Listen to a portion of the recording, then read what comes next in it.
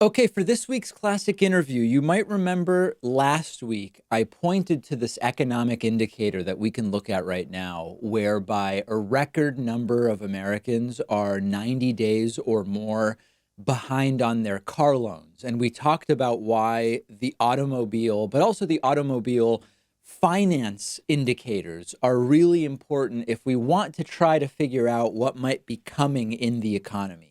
This week's classic interview relates to exactly that. It's when I interviewed Carol Locknett from the Edmunds.com features section. And so much of what we discussed was exactly about this issue. How does car ownership, and even beyond that, car culture, figure into the economy? Let's get into that interview from a few years ago right now. I'm joined today by Carol Locknett, features editor for car shopping website Edmunds.com. The topic today is quiet vehicles, vehicles that in some cases are so quiet that it is becoming an issue of safety. Tell us, how recently has this become an issue, and is it really an issue focused around hybrid and electric vehicles? It really is an issue focused around hybrid electric vehicles and pure electric vehicles. And it came to prominence, I think, around 2008, 2009. And the issue really is that those cars, because they don't have conventional internal combustion engines, are very, very quiet at low speeds. So these are speeds under about, I think it's about 18 miles an hour.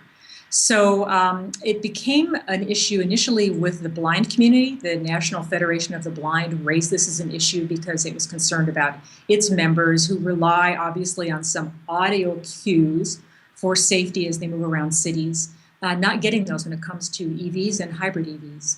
And typically the idea of a quiet car is kind of considered a nice feature generally, or even a luxury feature in higher end, but maybe not necessarily hybrid or electric vehicles.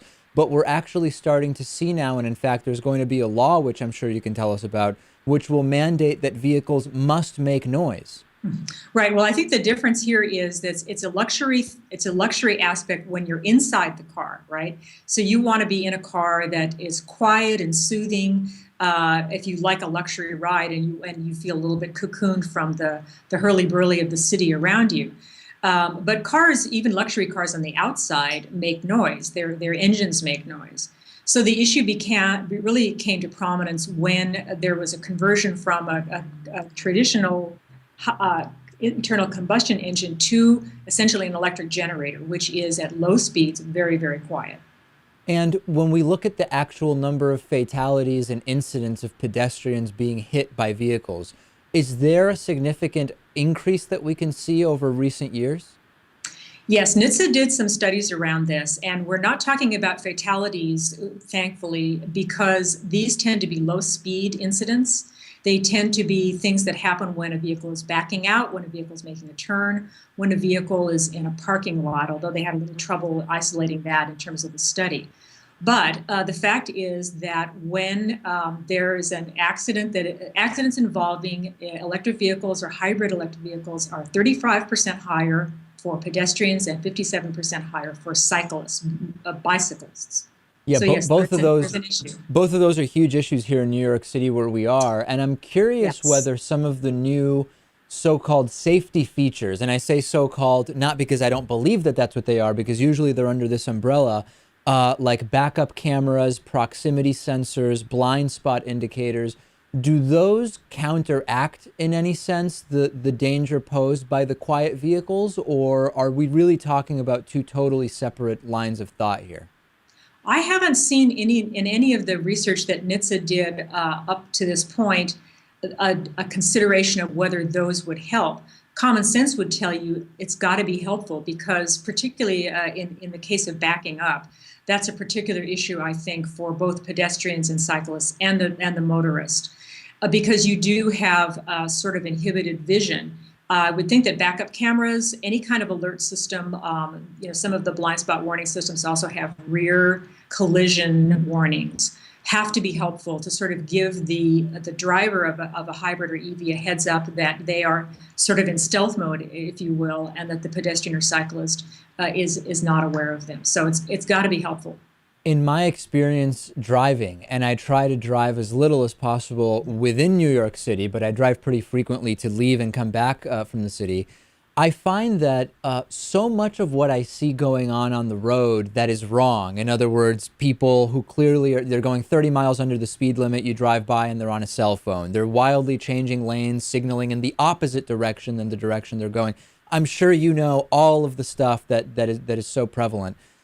So often I feel like no matter how much attention I'm paying as the so-called good driver, good guy with a car, I can really only limit the risk posed to me by other drivers to a certain extent. And that to a certain extent, there are just so many distracted and otherwise bad guys with a car, so to speak, that I can't really shield myself or cocoon myself completely. Apply that to this issue of quiet cars and pedestrians. And is there, as the driver, what can you be doing? Can you truly protect yourself from a pedestrian who may be crossing the street where there is no crosswalk? But also from the point of view of the pedestrian, can you be completely inoculated from the possibility of a car hitting you simply by following the rules? I think clearly the answer is no. Clearly, the answer is no. I think for all of us, whether we're and probably like you, I on any given day may be a pedestrian, I may be a bicyclist, a driver. You have to be super alert and assume, I think, which I'm sorry to say this, assume that other people are going to be stupid because that so often is what's happening. Pedestrians, are not angels all the time. People are glued to their smartphones. If they're not plugged into headphones, they may well be looking down at the screen and texting or writing or doing any number of tasks while they're walking, which I find extremely irritating as a driver, as another pedestrian, as a bicyclist. Bicyclists, I don't know how it is in New York, but in my community, bicyclists ride on sidewalks. They ride on the wrong side of the street. They do all kinds of things that make them very, very difficult to cope with as a motorist. Motorists do exactly, in California, they do exactly what you're describing, is they're on their cell phones, despite the fact here in California it's against the law to do that. And they're completely distracted. So, I think that in this society, all of us try to ameliorate the dangers posed to us. And sometimes we do it through laws and regulations, and sometimes we just try to do it through common sense. But it's we just have to have our heads up and our attention focused all the time. Last thing I want to touch on, since we have a couple of minutes, we didn't, you touched on this briefly, and I'm curious what your thought is as someone who is at an organization like Edmunds. Texting while driving, is there anything that can be done to actually get people to stop doing it? Because we see more and more campaigns, advocacy campaigns, billboards, commercials, et cetera, and I see texting while driving more than ever before. It is so often connected with that vehicle that from a mile away you can tell something is not right with the way the vehicle is behaving. I drive by and the person is looking down and texting. Is anything effective at getting people not to text and drive? That's such a good question. And I think based on your experience, and I think I haven't seen any data that says that since the inception of X campaign, we see X reduction in texting. I don't know what it's going to take. I really don't. I've watched a very, very moving short film about the carnage, literally the carnage in the wake of people texting while driving. And maybe it should be mandatory viewing every time we get in the car. I don't know. It's just so easy and so tempting to text. As you know, one of the national safety boards, not NHTSA, but the Accident Investigation Agency, the federal one, has called for a complete and total ban on cell phones in cars, period. And I think that's sort of extreme, but that may be the only solution to the problem of someone who may literally be addicted to their smartphone and unable to stop themselves from texting. It is incredible, and it'll be interesting to see as vehicle technology continues to develop whether there might be a technology solution to the issue of texting while driving, but we'll continue obviously to follow it. We've been speaking with Carol Locknett, features editor for Edmunds.com. Thanks so much for being on with us today. Thanks for having me, David.